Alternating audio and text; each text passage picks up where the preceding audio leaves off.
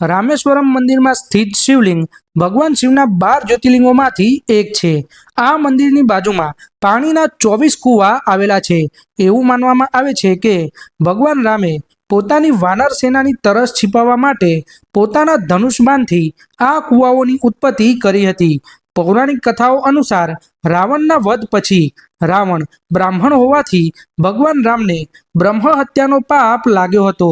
ઋષિ મુનિઓએ તેમને આ પાપમાંથી મુક્તિ મેળવવા માટે શિવજીની પૂજા કરવાનું સૂચન આપ્યું હતું। ત્યારે ભગવાન શ્રીરામે હનુમાનજીને કૈલાસ પર્વત પરથી શિવલિંગ લેવા માટે મોકલ્યા હતા। હનુમાનજી સમયસર ના પહોંચતા ભગવાન રામ અને માતા સીતાએ રેતીમાંથી એક શિવલિંગ બનાવ્યું હતું અને ભગવાન રામે રેતીના શિવલિંગની પૂજા કરી હતી। પાછળથી હનુમાનજી દ્વારા લાવવામાં આવેલ શિવલિંગની પણ સ્થાપના કરવામાં આવી હતી। ભગવાન રામ દ્વારા સ્થાપિત કરવામાં આવ્યું હોવાના કારણે આ મંદિર રામેશ્વરમ તરીકે ઓળખાય છે।